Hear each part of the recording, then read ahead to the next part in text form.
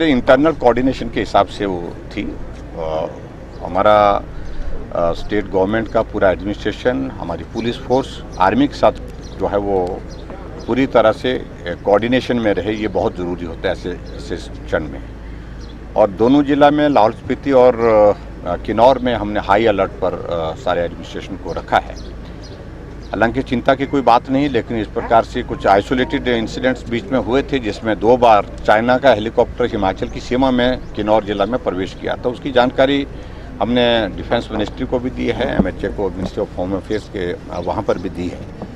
और मैं समझता हूँ कि ऐसा कोई बड़ा हमारे लिए चिंता का विषय ज़रूर नहीं, लेकिन हमको सतर्क रहने की जो ज़रूरत है उस दृष्टि से ही बैठक थी।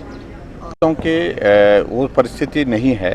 ये इंसिडेंट जो हुआ है वो अलग तरह की, इसकी रिव्यू भी हमारे केंद्र सरकार ने, प्रधानमंत्री जी ने डिफेंस मिनिस्टर और होम मिनिस्टर के साथ बहुत विस्तार से किया है। लेकिन उसके बावजूद आने वाले समय में जो भी हमको दिशा निर्देश होंगे केंद्र सरकार की ओर से, और ऐसे में हम निश्चित रूप से अपनी रक्षा सुरक्षा के लिए जो भी आवश्यक होगा वो करेंगे। जहाँ तक मकलोडगंज की बात है, मुझे लगता है कि अभी फ़िलहाल उस सारी चीज़ को लेकर के अभी इस तरह का कोई विषय ज़्यादा चिंता का नहीं है। मुझे लगता है कि ऐसे संकट के क्षण में राजनीतिक प्रश्न उनको नहीं खड़ा करना चाहिए। देश की ज़रूरत है मिल करके इकट्ठा चले।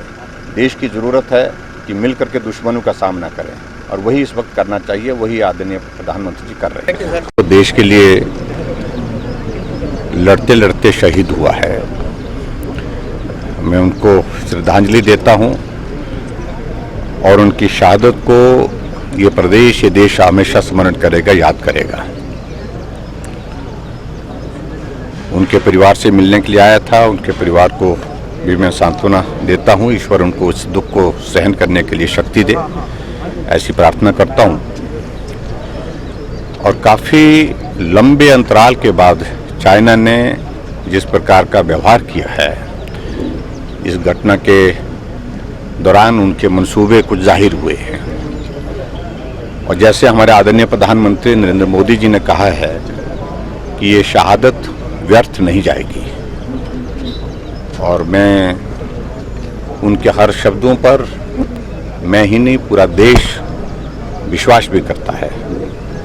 ऐसी परिस्थिति में मुझे कुछ ज़्यादा नहीं कहना, लेकिन जहाँ तक इस बेटे ने, अंकुश ने, बहुत छोटी आयु में अपनी बहादुरी का सबूत दिया है, और उनके परिवार वालों के साथ हम आज मिले हैं।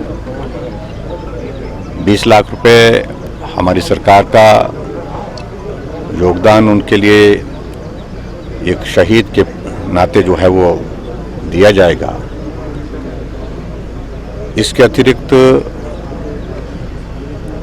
यहाँ पर उन्होंने एक बात कही है कि एक रास्ते की बात कही है, एक गेट की बात कही है, द्वार की बात कही है। इन दोनों को भी हम मंजूर करेंगे। दोनों के लिए जो भी पैसा लगेगा उसके लिए मैंने कहा डिप्टी कमिश्नर को वो उस सारी चीज़ को लेकर के एस्टिमेट बना करके तैयार करें, और उसके बाद जितना पैसा लगेगा उतना पैसा उसमें देंगे जो है यहाँ पर। तो इसको और ज़्यादा उन्होंने कहा कि इसको और स्ट्रेंथन करने की आवश्यकता है। ये लोगों की सेवा यहाँ पर जो है स्वास्थ्य की सुविधाओं के साथ अच्छी तरह से हो सके, उस दृष्टि से क्या किया जा सकता है वो भी एक सुझाव उन्होंने दिया है, एक मांग की है, उस पर भी विचार करेंगे।